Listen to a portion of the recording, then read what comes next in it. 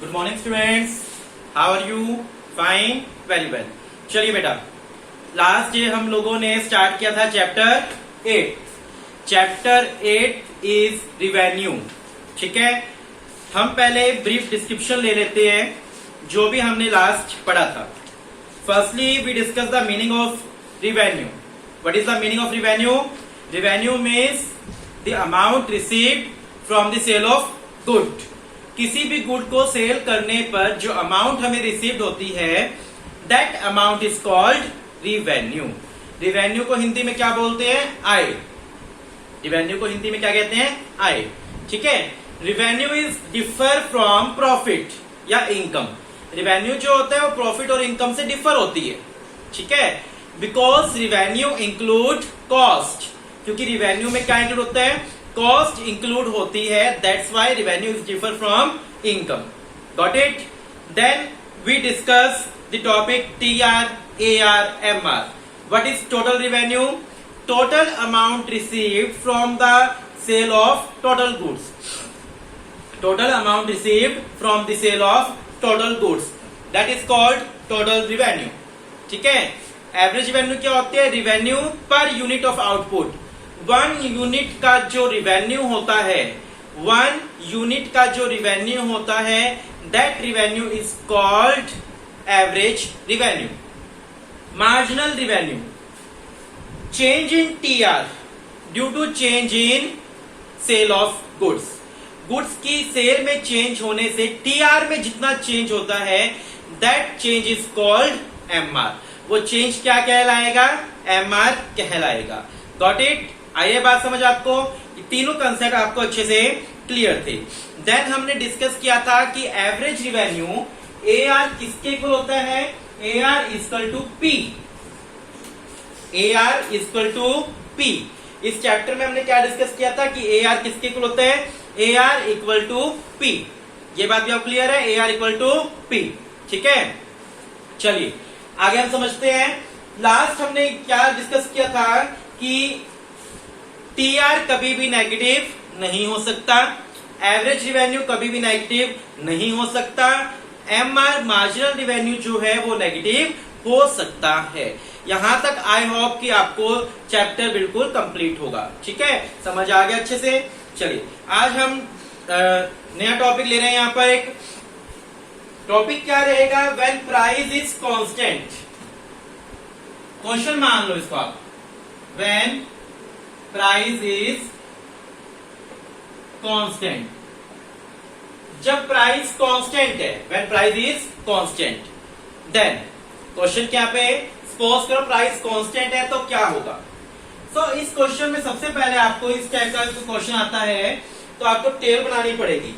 सबसे पहले आप क्वांटिटी लें, 1 2 3 4 5।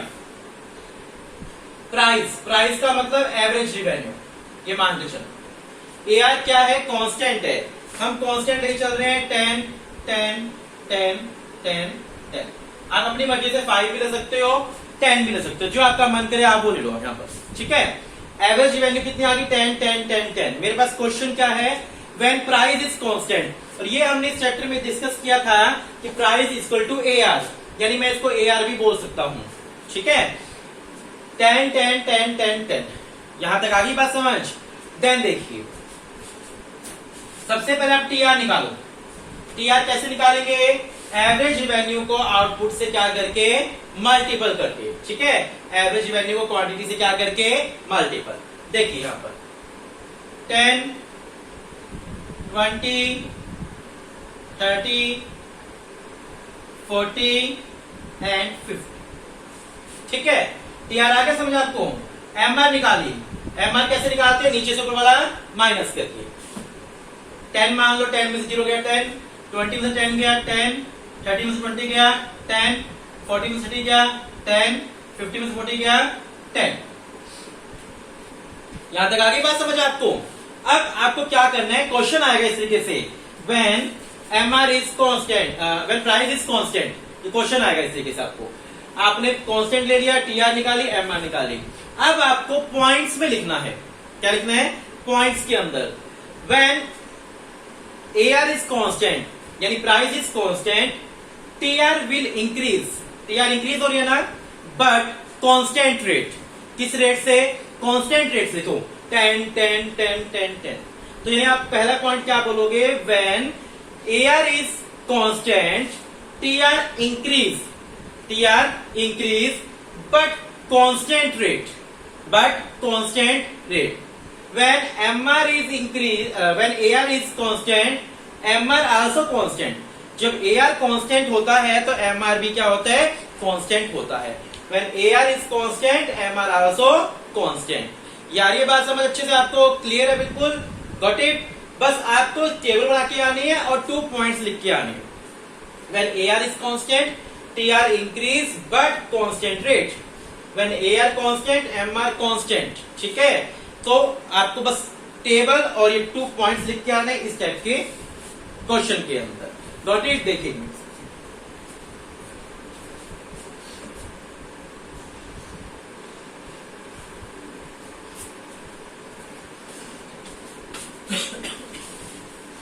अब आपका क्वेश्चन आता है यहां पर,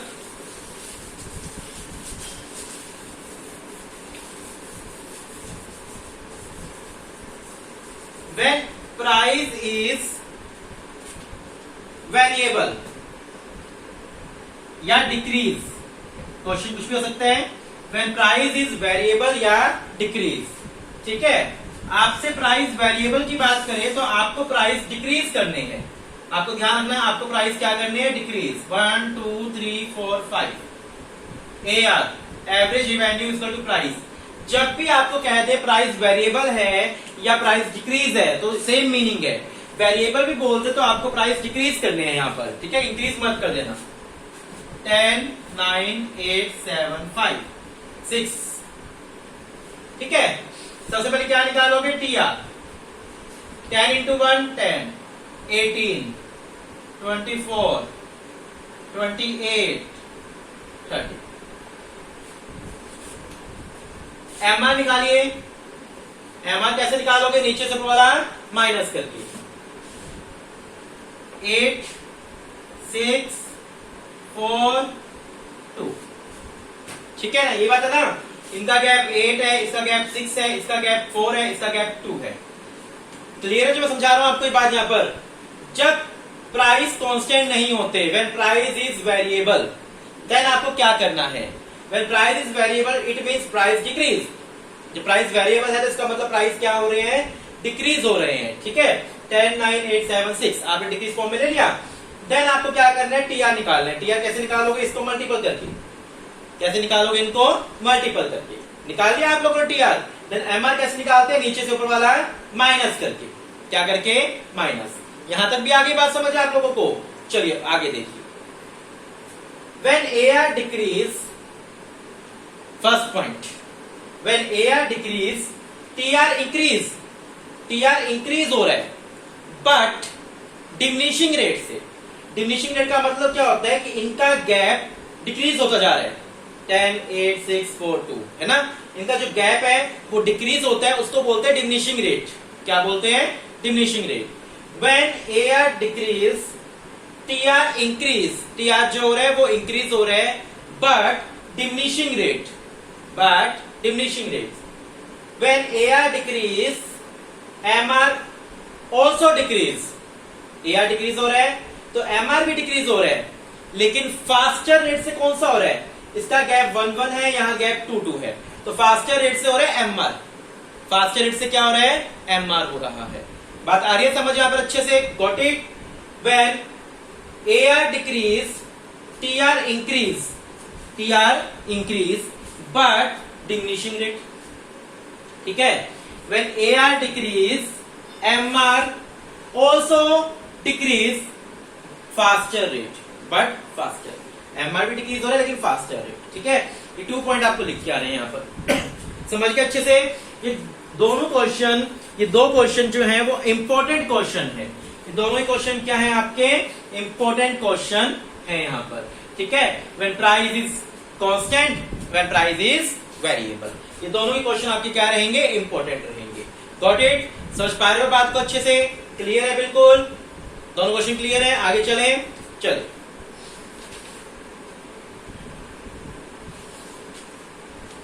देन आता है आपका relationship between AR, TR, MR, तीनों के बीच में रिलेशनशिप आता है क्वेश्चन। ठीक है, रिलेशनशिप में आपको क्या करना है, सबसे पहले इन तीनों के मीनिंग लिखने हैं। अगर आपको रिलेशनशिप आ जाए इन तीनों का, तो सबसे पहले आपको क्या करना है, इन तीनों के मीनिंग लिखने हैं आपको।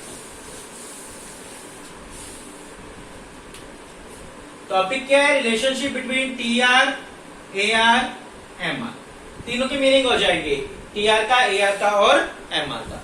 मीनिंग लिख लिया आपने। मीनिंग के बाद आपको बनानी है टेबल। आउटपुट 1 2 3 4 5 6 7। TR आप अपनी मर्जी से लेना, लेकिन आपको ध्यान रखना है आपको डिमिनिशिंग रेट से लेना है।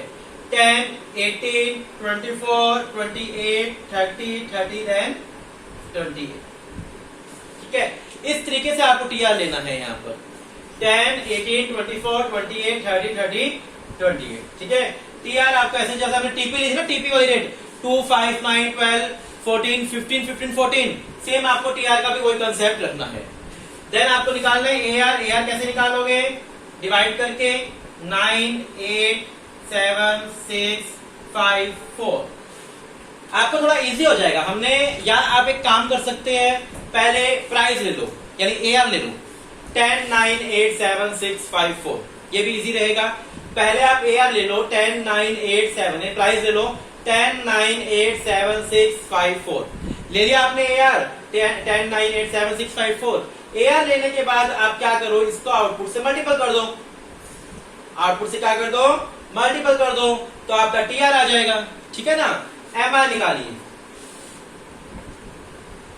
फर्स्ट ब्लैंक छोड़ दो 10, जो आपका मन करे। 18 में से 10 गया 8, 24 में से 8 गया 6, देन 4, देन 2, देन 0, देन -2। जो मैंने आपको कल समझाया था कि MR नेगेटिव हो सकता है, हमें मेन यही दिखा के आना है इसके अंदर कि MR नेगेटिव आ जाए हमारा। ठीक है, MR क्या आ जाए, नेगेटिव आ जाए। क्लियर है बिल्कुल यहाँ पर बात। ठीक है, ये टेबल देख लीजिए एक सेकंड।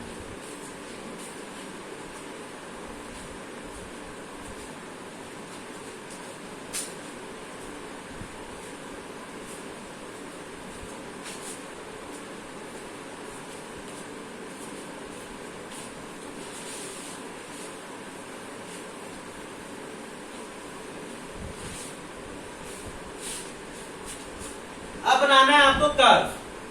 कर्व सेम उसी तरीके से बनेगी। मैं साथ साथ टीपी और एमपी वाली कर्व बनाता हूं ताकि आपको याद आ जाए। एक बार पहले ये आपका क्या था, टीपी, ये आपका क्या था, एमपी, ये आपका क्या था, एपी। ऐसे था ना, याद आ गया। ठीक है, बस यहां पर आपको थोड़ा सा चेंज हो जाएगा। टीआर आपका सेम बनेगा, ये आपका टीआर, टीआर आपका सेम बनेगा। यहां कोई लेंगे आप लोग OX, OY, यहां आपका आउटपुट क्वांटिटी, यहाँ TR, यहाँ AR और MR। ठीक है, बात आ रही समझ, यहां पर आपको बात क्लियर हो रही है। यहाँ बिल्कुल देखिए TR। ठीक है, बस यहां पर क्या रहेगा, MR ऐसे ना बनकर डिक्लाइन बनेगा, क्योंकि टेबल में देखिए, टेबल में स्टार्टिंग से ही आपका MR क्या हो रहा है, डिक्लाइन हो रहा है। स्टार्टिंग से क्या हो रहा है, डिक्लाइन हो रहा है। और ये आपकी AR बनेगी, ये क्या बनेगी, AR बनेगी आपकी। ठीक है, अच्छा, ये बता दी समझ आपको।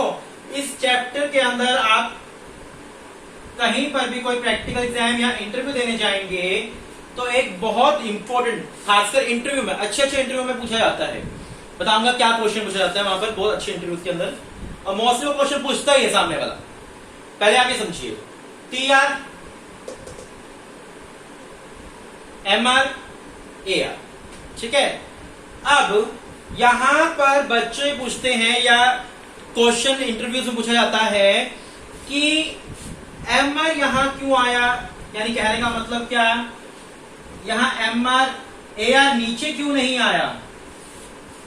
हम तो AR को यूं भी बना सकते थे, फिर AR को उससे ऊपर क्यों बनाया गया, फिर AR उससे ऊपर क्यों बनाया गया, और हम AR को नीचे क्यों नहीं बना सकते। बात तो वही है, इसके पीछे लॉजिक क्या है। अगर कोई भी चीज आप ऊपर से ऐसे फेंक रहे हो, कोई भी चीज आप ऊपर से इस बॉम्ब में फेंक रहे हो,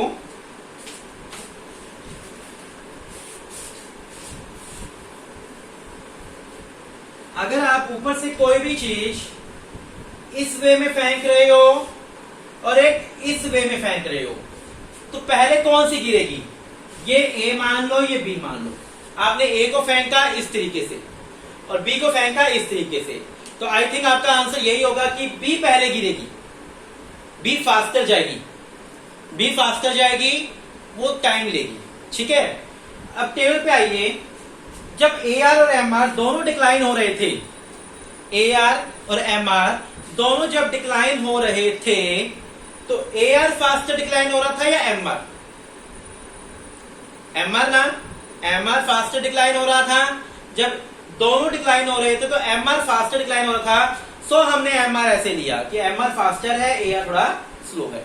ये रीजन होता है, आपको यही रीजन ताकि आना है किसी भी इंटरव्यू में आपसे पूछा जाए कि ऐसा क्यों, कि कोई भी अगर हम चीज थ्रो आउट करते हैं ऊपर से नीचे, तो this movement faster than this movement. ठीक है, in this table M R faster decreasing than A R, so M R is this shape and A R like this shape. ठीक है, बता रही सब अच्छे से क्लियर है। उसके बाद तो आप टेबल को एक्सप्लेन कर ही दोगे कि जो टी आर है वो इंक्रीज हो रहा है लेकिन डिक्रीजिंग रेट से, तो आपको लास्ट में क्या करना है, टेबल और तरफ को एक्सप्लेन ही करना है। रिलेशनशिप में सबसे पहले आपके पास इन तीनों का मीनिंग आ जाएगा।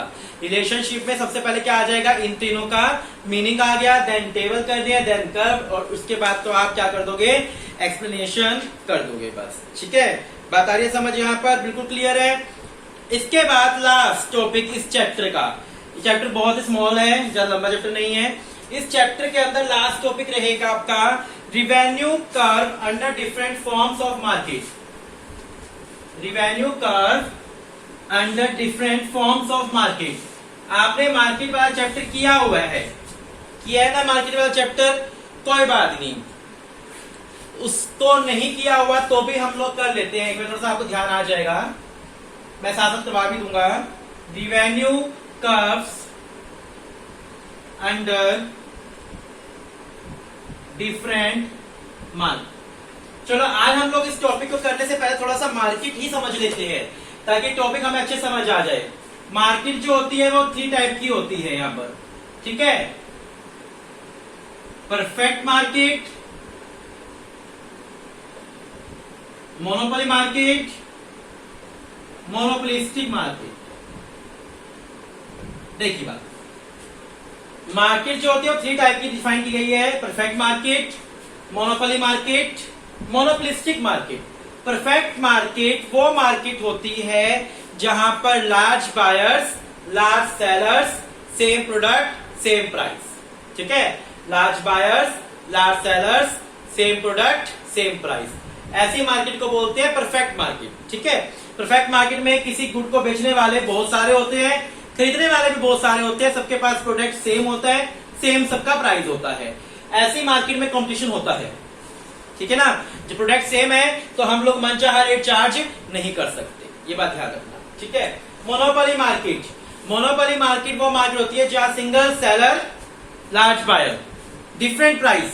प्राइस क्या होते हैं, डिफरेंट। यहाँ प्राइस सेम होते हैं, यहाँ प्राइस डिफरेंट होते हैं। मोनोपोली मार्केट में सेलर 1, बेचने वाला 1, खरीदने वाले बहुत सारे, डिफरेंट प्राइस, प्राइस डिफर होते हैं। ठीक है, बात आ रही समझ। Monopolistic market, large buyer, large seller, different product different price, या डिफरेंट प्रोडक्ट डिफरेंट प्राइस। ठीक है, तीनों मार्केट क्लियर है। परफेक्ट मार्केट में same product same price, monopoly market में डिफरेंट प्राइस, बस प्राइस ध्यान रखना है यहाँ पर। मोनोपोलिस्टिक मार्केट में different product different price. Got it, clear अच्छे से। चलिए आज हम लोग इतना ही करते हैं, बाकी का हम लोग कल करेंगे। चैप्टर कल शायद फिनिश हो सकता है आपका, छोटा सा चैप्टर है, अच्छे से आपको करना है। Thank you, have a nice day.